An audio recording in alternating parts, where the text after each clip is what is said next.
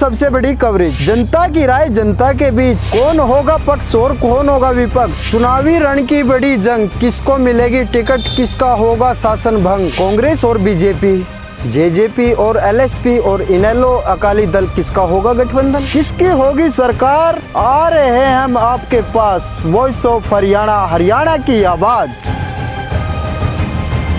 हम मौजूद हैं बीजेपी का एक बड़ा कार्यालय, जहां पर आज सारी प्रेस कॉन्फ्रेंस होने के बाद एक बड़ा नाम और उसके बाद सीधा नामांकन भरा जाएगा योगेश्वर दत्त के द्वारा। बीजेपी में एक भारी खुशी देखने को मिल रही है। तो हमारे साथ मौजूद है राई से विधायक मोहनलाल बड़ौली जी, और इनसे जानते हैं कि बीजेपी कितनी मजबूत अपने आप को अब मान रही है, और क्या एक तरह से ये देखने को मिल रहा है कि जैसे कहीं ना कहीं विधायक जी ऐसा लग रहा हो कि बीजेपी कहीं ना कहीं एक जीत का जश्न मना रही है। भारतीय जनता पार्टी कार्यकर्ताओं पर आधारित पार्टी है।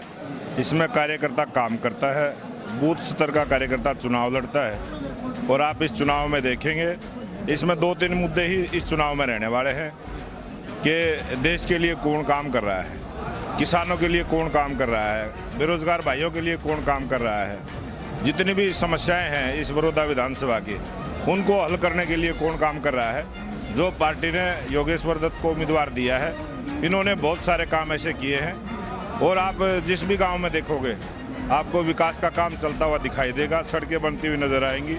यहाँ कॉलेजों का निर्माण करवाया है, यूनिवर्सिटी का निर्माण करवाया है। सबसे बड़ा जो बच्चों को रोजगार की समस्या रहती है, उसके लिए IMT जो लेके आए हैं, सरकार की इस प्रकार की योजना है।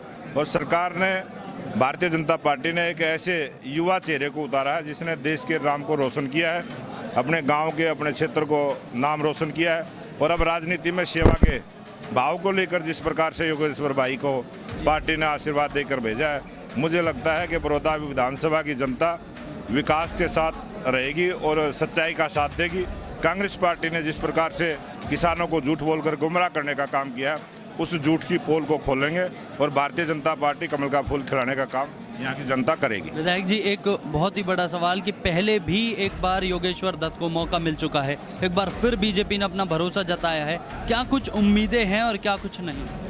अब ये पार्टी ने जो फिर दोबारा से योगेश्वर दत्त पर विश्वास जताया है, योगेश्वर दत्त के अंदर इस प्रकार की क्वालिटी लगी जिस प्रकार से वो जनता के बीच में रह के, 1 वर्ष पहले चुनाव हुआ था, 1 वर्ष के अंदर बड़ौदा में कितनी विकास की योजनाएं लेके योगेश्वर दत्त आया है। इस हरियाणा सरकार ने जो काम किए हैं, ये सारा उसी का परिणाम रहेगा, उसी के इर्द गिर्द ये चुनाव घूमे। क्या लगता है सर, हमेशा से कहा गया है कि बड़ौदा के अंदर कांग्रेस बहुत ही मजबूत रही है, और इस बार बीजेपी का दोबारा योगेश्वर दत्त पर भरोसा जताना कितना कुछ हासिल करा देगा? इस देश में आज़ादी के बाद पूरे देश में कांग्रेस की सरकारें रही हैं, और आज कांग्रेस का समय जा चुका है। आज फर्जी नाम से, फर्जी काम से कांग्रेस पार्टी काम कर रही है। जनता समझ चुकी है, कांग्रेस की झूठ को परख चुकी है, और आज कांग्रेस की झूठ के अंदर जनता आने वाली नहीं है।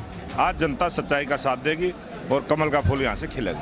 तो ये थे हमारे साथ राई से विधायक बड़ौली जी, जिन्होंने अपनी सारी बातें रखी, और अब देखना ये होगा कि नामांकन होने के बाद ये चुनाव क्या कुछ कहता है। अभी के लिए मुझे दीजिए इजाज़त, बने रहिए हमारे साथ, शुक्रिया।